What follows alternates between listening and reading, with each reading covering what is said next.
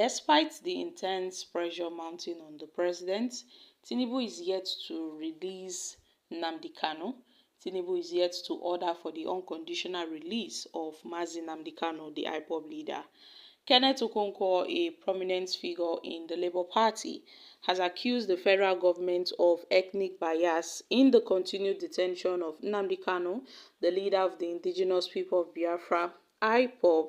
And according to Kenneth Okonkwo, Nnamdi Kanu is being held unjustly, while other individuals with similar separatist agendas from other regions of Nigeria, such as Sunday Igboho, have either been released or integrated into the society. He even pointed to Boko Haram militants who, despite their violent acts, have been released and offered jobs as part of rehabilitation programs. So Okonkwo questioned why Nnamdi Kanu's case is different, attributing it to ethnic prejudice. You see, IPOB have been demanding for Nnamdi Kanu's unconditional release for a long time.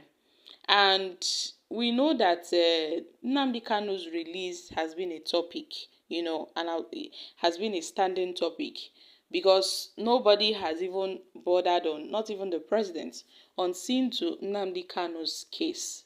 The federal government is intentionally, will I say, delaying the legal case of Nnamdi Kanu.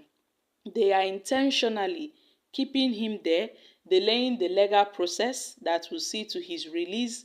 They are doing everything possible to see that he remains there.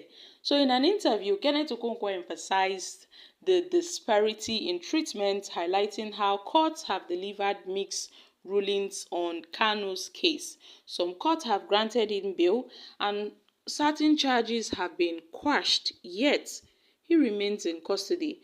So Okonkwo argued that this inconsistency demonstrates that the government has ample legal grounds to release Nnamdi Kanu, which would help restore peace in the southeast, where he suggested that Kanu's continued detention has only elevated his stature while demolishing the credibility of this government. So the Biafra, the IPOB group, they've been clamoring for the unconditional release of Nnamdi Kanu. Even international courts, when I say international courts, have been calling for his release. They've ordered for the unconditional release of Nnamdi Kanu. Prominent Nigerians, traditional rulers, National Assembly members have been calling for his release, yet the federal government has refused to listen to the voice of reason by many persons by refusing to release Nnamdi Kanu. And this Tinubu's government has continued in that line. But what happened? These two Yoruba activists, this Sowore and Sunday Igboho, they've been freed, they've been released. But in the case of an Igbo man, in the case of Nnamdi Kanu, this government has insisted that they won't let him go. So Kenneth Okonkwo, who is a Nollywood veteran turned politician, urged the federal government to follow the same approach it used with other separatists, advocating for Kanu's conditional or unconditional release, where he stressed that releasing Nnamdi Kanu would help quell unrest in the southeast region, where tensions have escalated, partly due to his imprisonment. Okonkwo also warned that Nnamdi Kanu is increasingly becoming a political prisoner. That we know for sure. Nnamdi Kanu is a political prisoner, which could further fuel divisions within the country.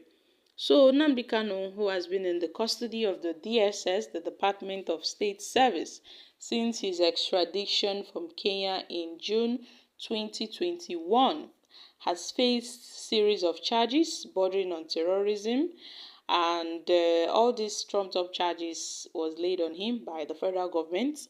His detention has been a continuous issue, especially among stakeholders from the southeast who have repeatedly called for his release.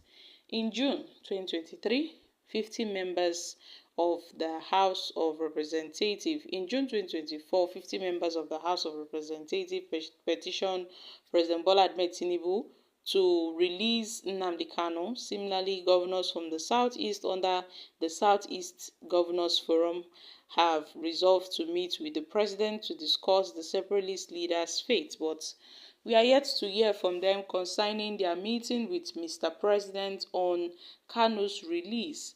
And this calls for Kanu's release stems from growing unrest in the region, where gunmen have violently enforced a sit-at-home order every Monday to demand his freedom. And these attacks have caused widespread disruptions and added pressure on the government to take action.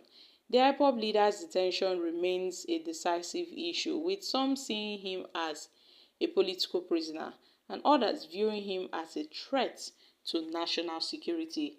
Most especially this Nigerian government, they see Nnamdi Kanu as a threat to Nigerian security. Kanu, who has been in the custody for a long time, why is he persecuted? Because he clamored for the Biafra nation. He is being persecuted for over a decade because of his Biafra's self-determination. So, here we have it, my country people.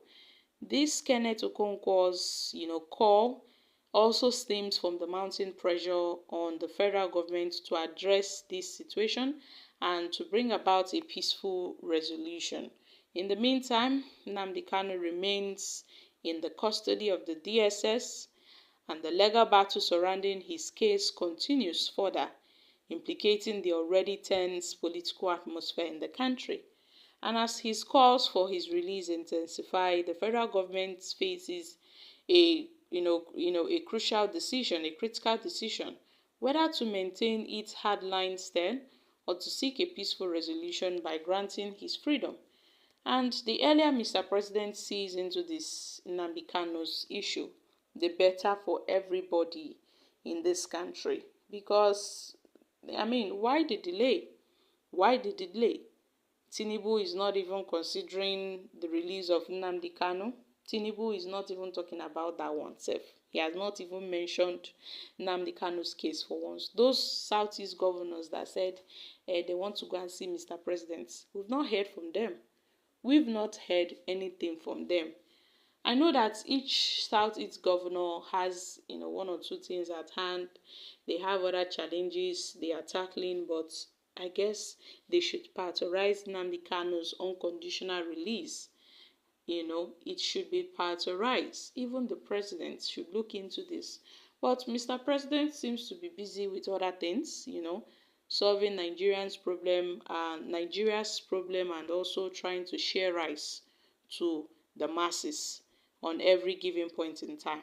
So guys, I'm dropping here. Kindly share your thoughts on this in the comments section. Thank you.